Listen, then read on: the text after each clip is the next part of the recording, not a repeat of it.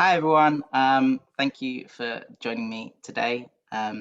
This is one of my videos in the series that I wanted to do for International Women's Day and also Women's History Month. It is a series of conversations with women that I respect and admire for various reasons, and it is there for us to learn and hopefully be entertained and also educated at the same time, and to recognize women and also celebrate them too. Today, I have a special guest, Chloe, who has very luckily luckily agreed to come on with me, and I will let her introduce herself. Hi. As said, I'm Chloe. I'm 22, soon to be 23. Actually, I might even be 23 by the time this. No, not quite.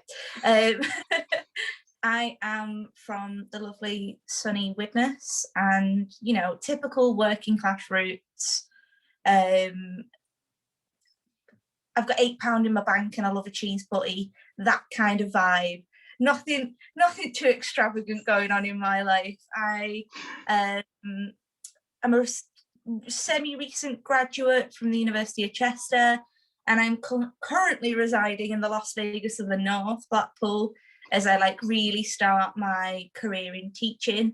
Yeah, I mean, you know me, I am partial to the odd overshare, and whilst this isn't a tell-all, I am happy to open up and see where we go, see where we end up. Well, thank you very much. Made me laugh. I already didn't see some of what you were going to say coming, but um, Never the, do.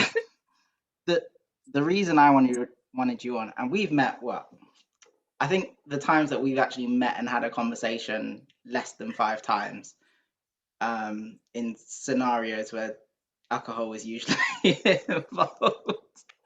But even then, even in limited occasions, we've had some good conversations.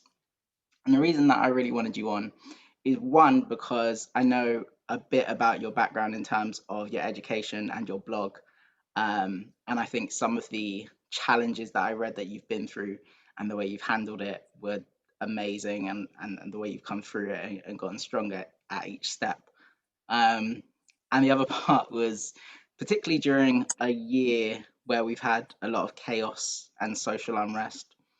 Um, a lot of the focus is naturally on the marching and the big battles, fighting the government and fighting the monarchy and fighting all these systems and institutions. But when we talk about really where we're going to see a lot of the change coming from is from having those difficult conversations, often on a smaller scale.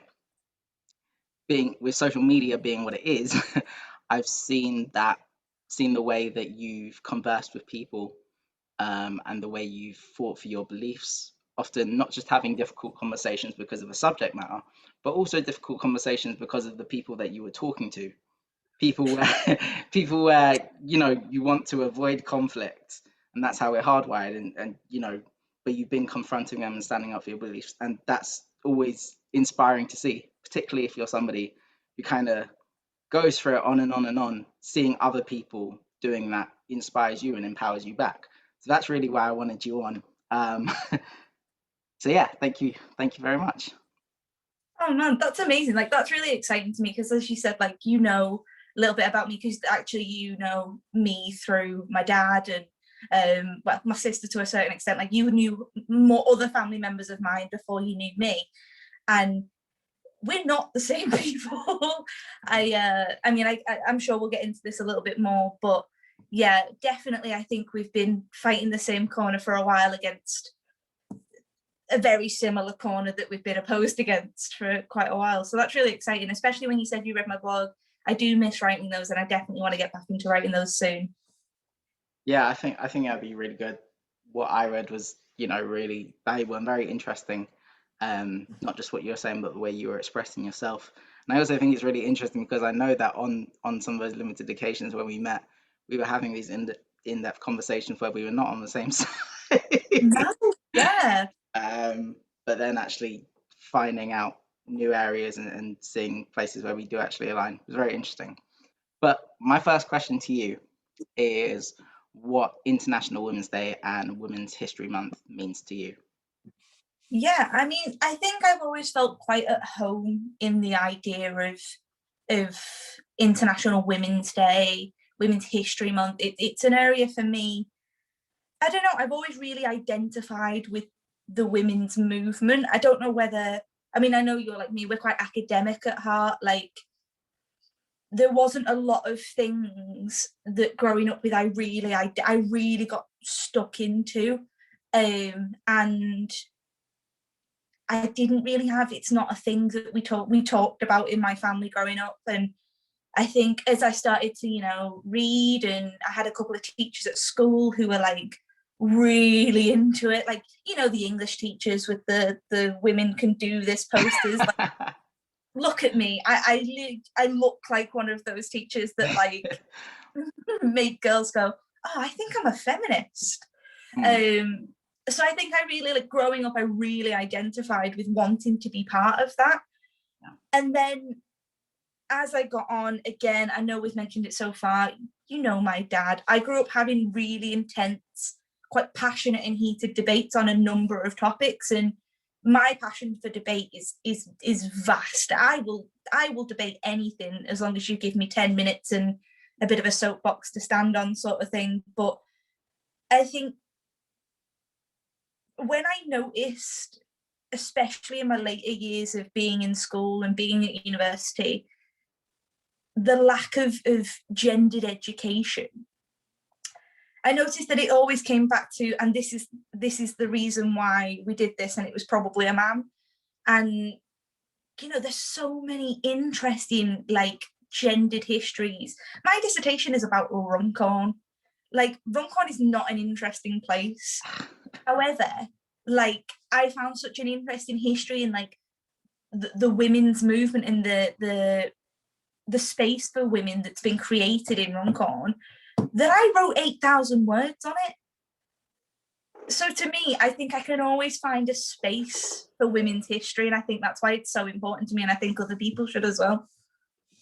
Yeah, no, I completely agree. I think my perspective is obviously very different. One, because I'm male, in addition to a number of other factors.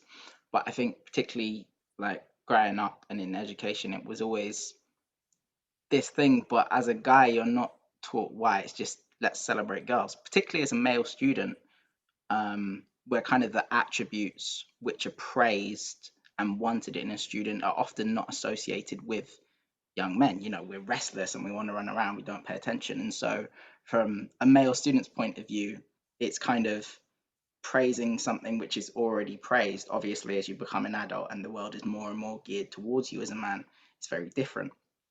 But no, that's really interesting as well, especially having spent some time in Runcorn. I know it's not that interesting at all. At all. So I'm amazed by that alone. The next thing, kind of leading from that, is how do you feel as a woman in the world right now? I mean, like, I've thought about this a lot quite recently, and I think I do recognize that I am in a position of, like, a number of privileges as a young, I'm a young, white, mid to plus size woman in a straight relationship, and alongside that, I face my own issues of, I have quite intense mental illness at times, and I am from a working class background, and I am a woman. And to me, the combination of those things comes to a spearhead at the gender identity of it all. I always, growing up, associated that with it was the working class of it all. But I think recognizing that combination of factors, it's definitely not easy at times. I think there's a lot of things growing up you just don't question, and as you start to be a little bit older, or do your research a little, do a bit of reading, talk to people, I think you really realize how scary it can be at times to be a woman. And, like, I don't know, and like I'm sure as you know, as we move forward, like there's definitely some issues that we're going to talk about, but it's always said like, you know, oh well, you know, you can't go out at night and things like that. Like there's always like those like defining features of why it's worse to be a woman than a man, but when you really think about it, it's none of those things. It's just everything else as well. Yeah, I think, and again, this is why it's so important to actually, when I was coming up with what I should do for this month and for this kind of celebration, my natural response is to talk. It just is. But this is why it's so important as well, and so important to have women on and speak to you, because obviously you know it firsthand. I think obviously growing up as a guy, you're taught certain things, but they're limited, and particularly around your perspective. So, for example, we're taught that domestic violence is bad, but it's not Mm, because it's not because domestic violence is bad. It's because men shouldn't hit women, which is still a male centric mm-hmm. viewpoint. Um, but yeah, no, I think that's really interesting, and obviously with how much the world is changing right now, you know, how it feels maybe different to how it was a year ago or 6 months ago or 5 years Yeah, ago. But it's changing so quickly now. I can't imagine. it's definitely interesting at times. Like even when you said then, like it's different to a year ago. The reflection that I have of myself from today to what it was 6 months ago is completely different. Yeah. Well, from there, the next question is the biggest challenges that you think face you right now, and that can be, you know, in the world in general as being a woman or specific to you. I think, you know, again, as I've just said, like I've reflected quite a lot recently. I've had a lot of big changes in my life at the moment. I've just, you know, I've just moved into a brand new place. I'm in I'm in a new house, new city, new Yeah, job, new everything really. yeah, And in the middle of a pandemic. But like even just the simplest things is what I thought about. I haven't been on walks here. I moved here in July. okay. I don't know the local area. I don't, you know, I don't go out on my Boris Johnson mandated government walks. I don't. Yeah, I live. The beach is at the bottom of my road. That's I wicked. don't go. I don't like. I'm hoping Yeah. to, you know, as it gets lighter and every since I've moved here, it's been dark by the time that I'm like at home and doing things for myself. And that for me is not that's not something I want to go out and be part of, especially in a place I don't know. Perhaps it be in Widnes or it be in Chester, or even, you know, I have experience living in Sheffield and things like that. I'd be a little bit more confident, but every single girl I know, every single woman I know, without fail, I'm like, I don't mean to say this in an exaggerating way, has a story Mm. of sexual assault, of sexual abuse, of rape, and of sexual violence of some sort. Or if it's not sexual violence, it's violence of some sort. And as I said, like I wish that I was exaggerating when I talk about this, but I'm not. I and you know, it's not something I talk about very often, but coming into my very first degree, it was I was sexually assaulted in a on a night out. Nightclub culture is just appalling, and that put me in a really really poor headspace going into sort of one of the most important times of my life. Yeah. Just as I was sort of about to head out on my own, my whole world felt like it fell apart. And, you know, don't get me wrong, I did drop out of that degree. Was it just all to do with that? Not at all. I decided to do a degree in Japanese when I didn't know a word of Japanese before I got there. But it certainly doesn't help.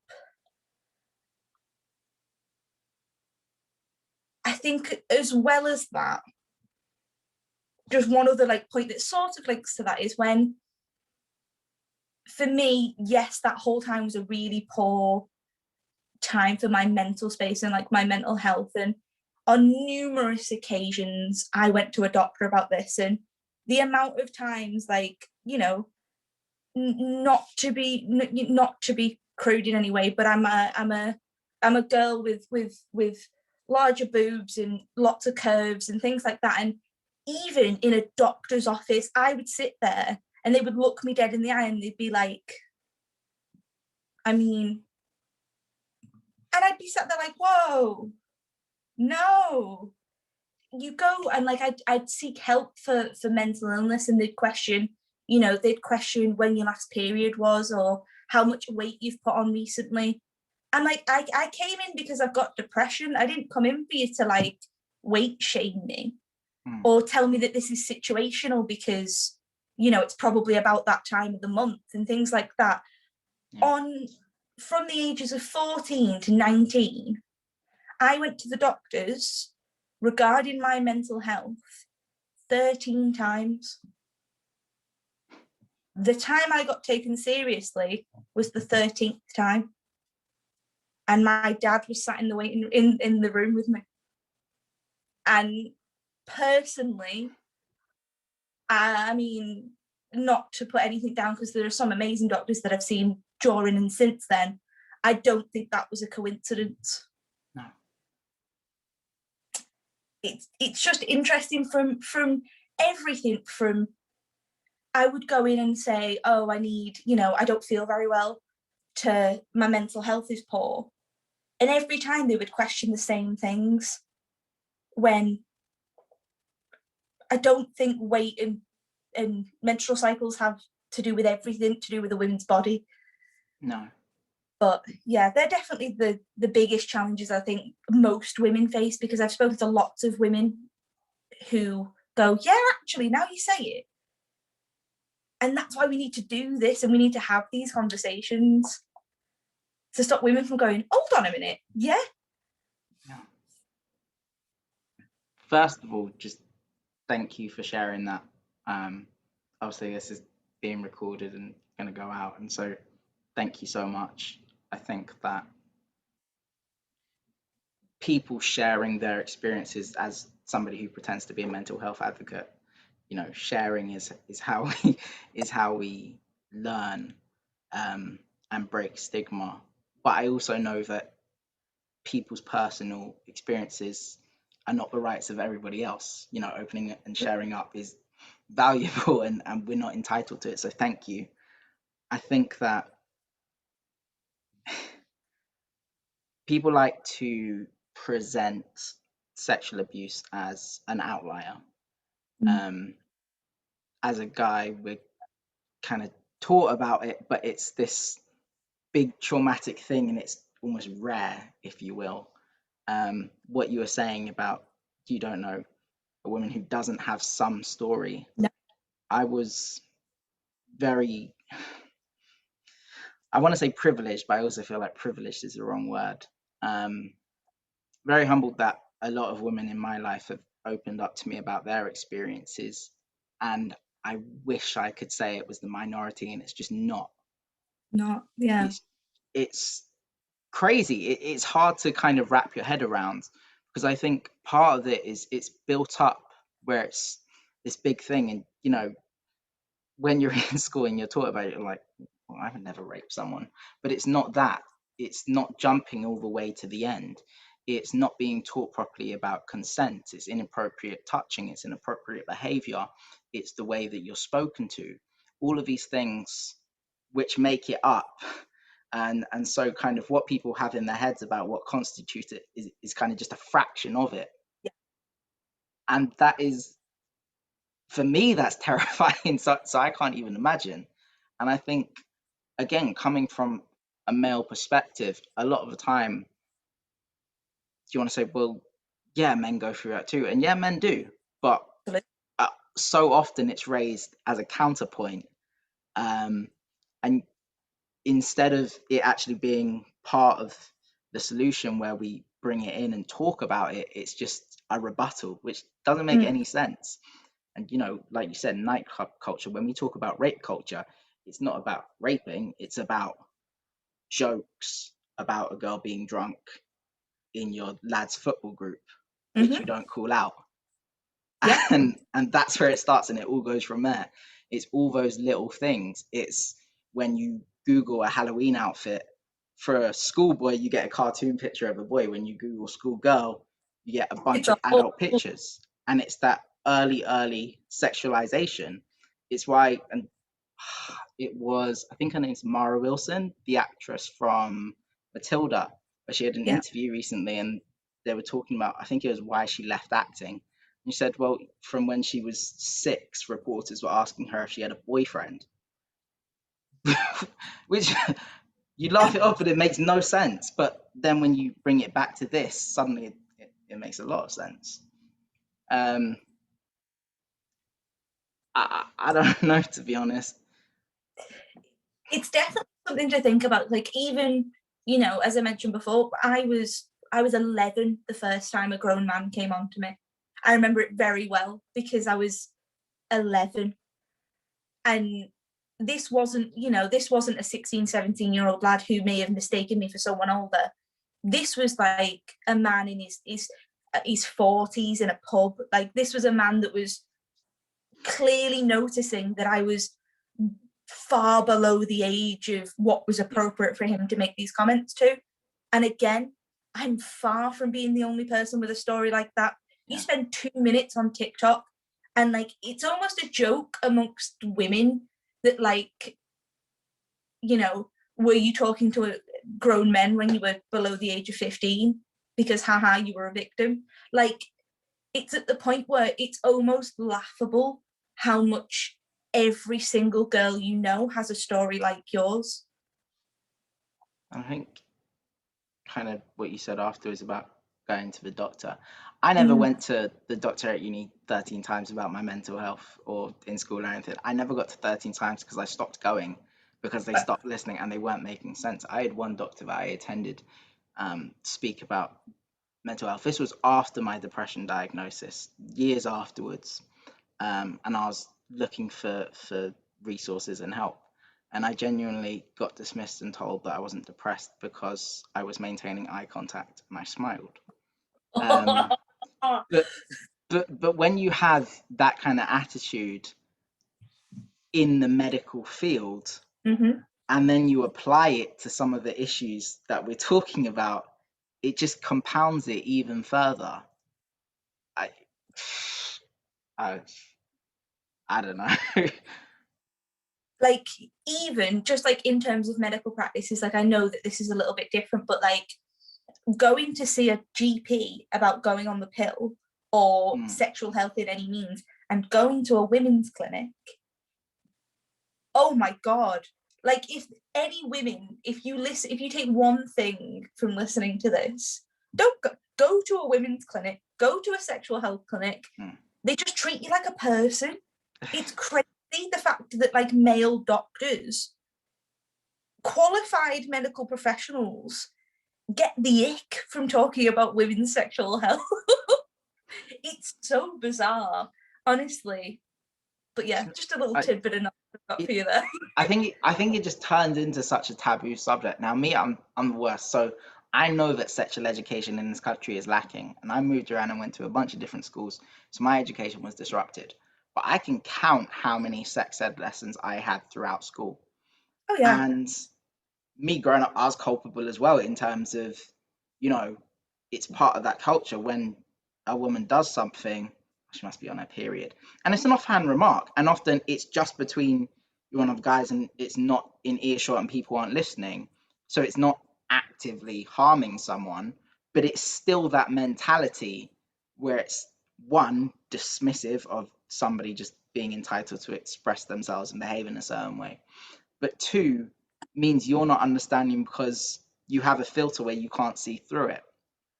Um, but yeah, it's just all these little things that the more and more you think about them.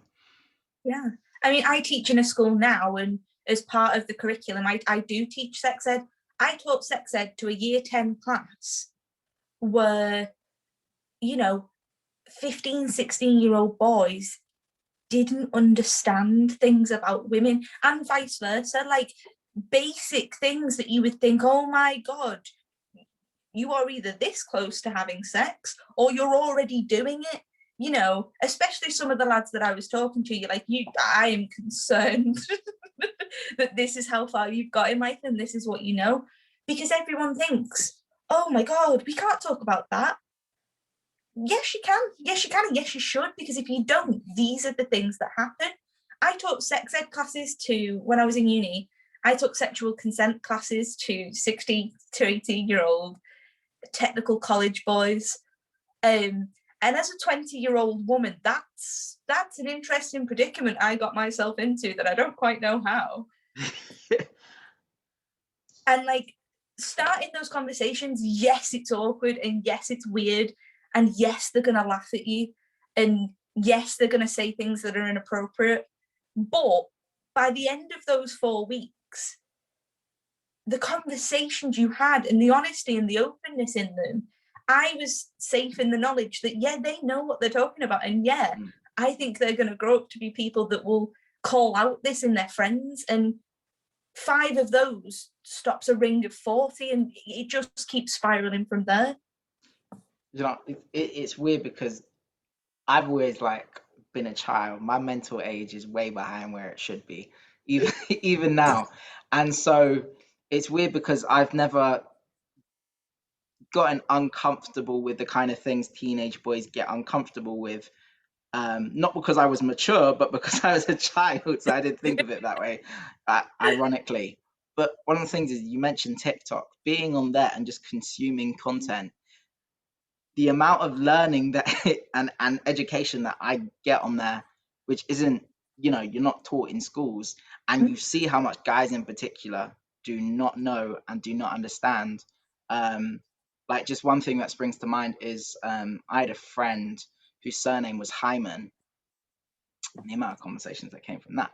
But even being from there, the conversations that were had in terms of people's understanding, and I know there was this big controversy with, I think it was T.I. and his daughter, and about when it breaks and virginity and all these things, and those conversations which people genuinely don't understand is shocking.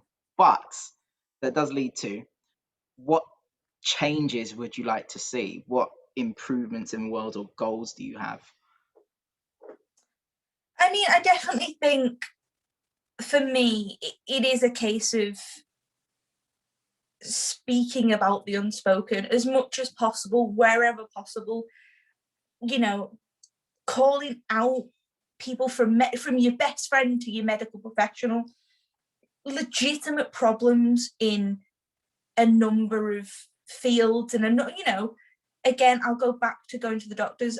A number of things that I know from personal experience, or the personal experience of those closest to me, have gone on too long based on the fact that they didn't feel comfortable enough to call out the fact that legitimate problems were being written off as PMS or cramps, or just little things that can make such a difference. And as I said, 1 in 4 women will be sexually assaulted in their lifetime. I personally think that's more. I think it will be more than that. Thought about it. I think it's a really low estimate. You are more likely to walk into a bar and meet a woman who has been sexually assaulted more than once than you are than that not happen. More than likely, based on real statistics. And there's a huge outcry of women who don't want to say anything but need their voices to be heard, and men too. It's so scary that you just don't know the experiences of other people, but you kind of can imagine. There's a friend of mine, and I did ask her permission to do this and to talk about this, because this is one thing specifically that I want to shout from the rooftops because it makes me want to cry every time I think about it. A friend of mine was in a relationship, and whilst in this relationship, her partner was sharing her nude photos online with other men as part of some strange nude trading ring. I don't even want to get into it, but she went to the police about this, and technically, because it was not done through malice or post them breaking up, it's not classed as revenge porn. And by law, this man has done nothing wrong. He is a repeat offender now, post breaking up with this girl, because he can get away with it. I will share the petition with you, and if it's okay with you, I'd really like it if you shared it alongside this. Of course, yeah. Just to make some small but some really important changes, because this ruined her life. Up to this point, she's making things back, she's pulling things together again, and she's about to, on the verge of thriving again. But it's certainly something that I would hate for anyone else to experience. And if we can make the smallest change in terms of the law on this, I think it'd be really important. No, I completely agree. I think that I'm not going to sit here and say that I don't know anything about it, because I do, and I've never done that myself. But I know guys that have shown me pictures like that, and it's it's, as you said, it's not necessarily malicious. It's not in a hurtful way, but it is in a sense of, oh well, look at what I've got, or bragging, or it's on a night out, whatever it may be, and it's reduced to something really, really casual. The first time it happened for me. I didn't really understand why you would want to do that, but of course, I'm not every guy. I don't know. I've had guys show me nudes of their girlfriend, and I'm like, what did you think was going to happen in this interaction? I don't get it. But even as you said, like revenge porn, that's obviously something that's increasingly come under the spotlight over the years, and rightly so. And I think all of this comes back to misinformation, a lack of education, a lack of understanding. Like when you're talking about the law being changed, I remember when I was in uni and I can't remember what module we were doing, and I don't know what the law is right now, so I need to check. But at the time, the law is that men legally cannot be raped. Yeah. Because the way that it's worded is it needs penetration. So a woman can legally not rape a guy. I know guys that have been raped. Yeah. But legally it's not possible. And even that comes down to a fundamental misunderstanding. And when society and social conversations don't recognize your experience, and the law doesn't recognize your experience, what kind of position does that leave you in? Yeah. Of course the figures are going to be low, because why would you talk about it? No, absolutely. I think I could probably count on one hand the amount of people I know who have reported the crime that's happened to them. I physically, without exaggerating again, I couldn't count how many people I know who've had a crime, who have been a victim of a crime like that.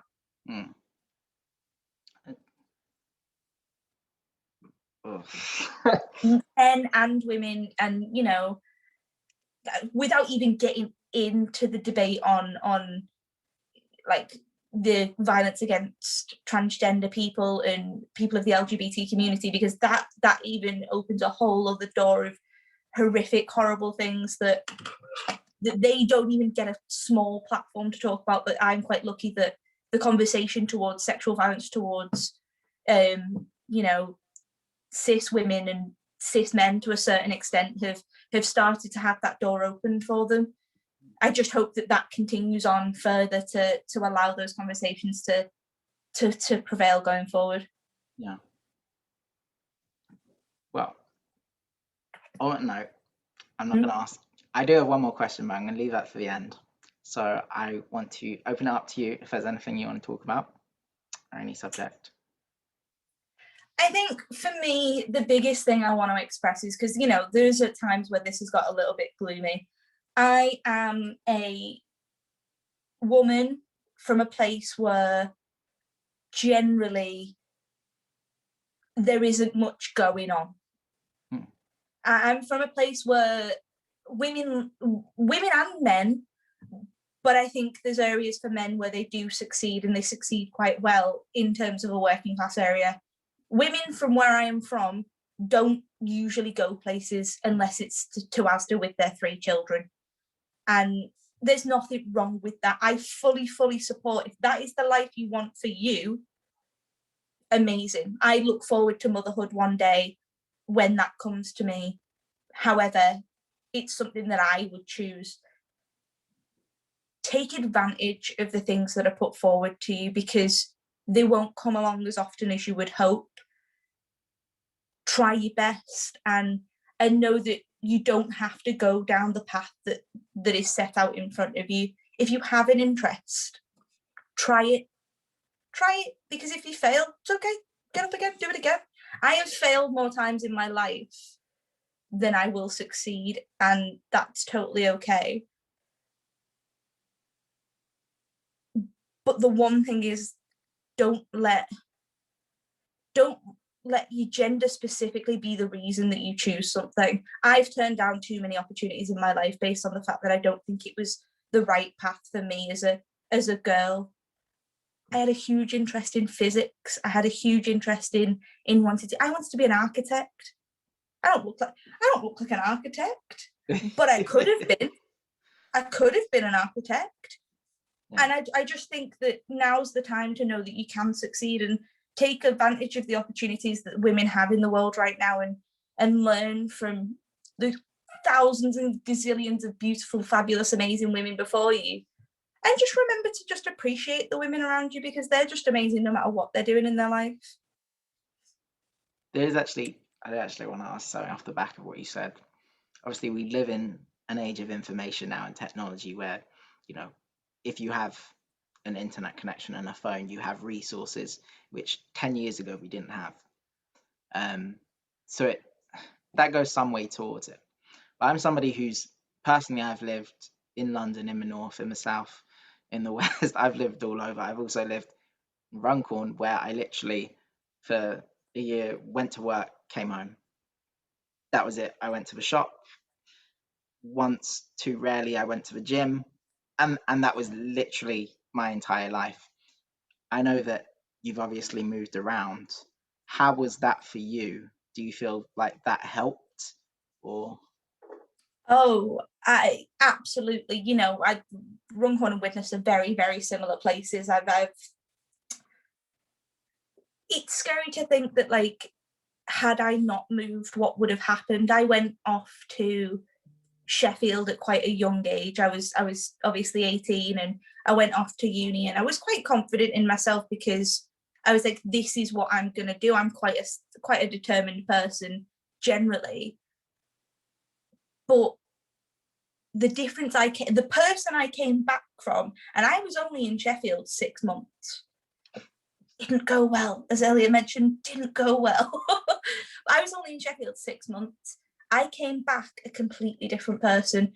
Just opening up your experiences to different people, and the conversations that it leads you to have opens up a whole new world. There are jobs out there that I didn't know existed. There are things out there, and just, I think, as especially, when you are cut off from certain privileges, whether that be your class, your gender, your race, your sexual orientation, whatever it is, it's crazy what you learn when you meet someone that isn't part of that. You know what I mean? I've met people that have grown up with quite a lot of money, or speaking to boys, I never really had. I had male friends growing up, but like, all my male friends are musicians, and they were a very they were a very niche demographic of boys that I was friends with. It was either my dad's rugby friends or the lanky musicians that I was friends with, and they were the only two perspectives that I really had. And I mean, you know, my dad's friends. Some of those opinions I try and put to one side as much as possible. And I think learning to grow up and have those opinions for yourself and experience new things is an opportunity that I think every woman and every person should grab at. You know, I asked it and it was an open question, although I am admittedly biased in it because I'm to kind of develop more on that subject, because being somebody from London, and London is very much its own self enclosed world where people don't know England outside of London exists. And being brought up in one very white, homogenous, wealthy area, and then in one of the poorest, most violent areas of London, which is very racially diverse. Then, you know, coming and living up in various parts of the north, which is very different again. As you said, being able to meet people and speak to people who have vastly different life experiences and perspectives, it was one of the best things that ever happened to me. Absolutely. I spent 3 weeks, this is not a joke. So as part of my college course, I went down and I spent 3 weeks with shadowing a male maths student at the University of Cambridge. Man, they have a whole other kind of life. You know what? Being in law, and now I work as a county court advocate, being in law where it's a very traditional institution, often a family trade, met a very different kind of people as well. But like, it's just so insightful. It really is. But the final question I wanted to ask you, and this is almost what I was most excited about. Obviously, I've really enjoyed our conversation. Enjoyed maybe is the wrong word, but I thought it was a really good conversation. But what I was excited to ask you was that Black History Month for me, I've always hated it. For one thing, because they teach you the same 5 civil rights people every single time. It's really boring. It's terrible. Women's history, similar thing where you're taught, you know, Maggie Thatcher and Amelia Earhart and the Queen, but Yeah. a remarkable woman, which I and listeners probably don't know about, that you think we should read about. See, I really thought about this, and I think I took a bit of a different approach. Okay. So I really thought about like women who had changed history. Hmm. And for me, a lot of the women who you think of that have changed history in times gone by, I think, can be pinpointed. And unfortunately, a lot of the women who have changed history, you never hear anything about because often they're overshadowed by a man who took credit for it. But a lot of the changes that are happening now. And for me, one of the more interesting things to go away and read about and spend some time thinking about is what are women doing now, and what women are doing. What there is a, you know, not to brag about her Instagram, there's a woman right now, her Instagram is at self love live, and the things she's doing for women's mental health, for, you know, mid to plus sized women, to the conversation she's starting, and she writes a blog, and, you know, even little things like she has a TikTok where she stands and she talks about things that have happened to her, and the conversations that opens, and she's doing a little like what we're doing now, but in short little snippets. And, you know, don't get me wrong, a lot of it is fun. She often posts things with like the slug filter on Instagram and just has a laugh, but things like that in its own way are changing history. And I invite anyone who wants to be part of this conversation, who wants to be part of the conversation about the change in history that is happening right now for women and for girls, to read into the stuff she writes, because it's so enlightening. And it's the definition of having those awkward conversations that I just admire her so much for. That's wicked. Thank you very much. I've written her handle down. I'm going to check her out. Uh, thank you so much. Um, that was a really great conversation. Obviously, we talked about some things which I think we could have expanded on a lot more. It was just scratching the surface. But even with that, I think it was so interesting in listening to you speak. I think obviously we need to have more conversations. Any, anytime, you know me, I can talk for days. Oh, yeah, I mean, there's so much. I really enjoy this. Thank you so much for coming on. Thank you. Um, if you're gonna start blogging again, feel free to big up yourself and your blog or tell people where to reach you or anything like that. I mean, my blog is chloejthoughts.blogspot.com. It will be coming back. Not sure how soon. I am under about this much marking right now, but I definitely, it's what I love to do, and I hope to get back to it as soon as possible. But yeah, I'll get you to throw my out there when Yeah, you post it. I will put that in the post and the description as along with that petition as well.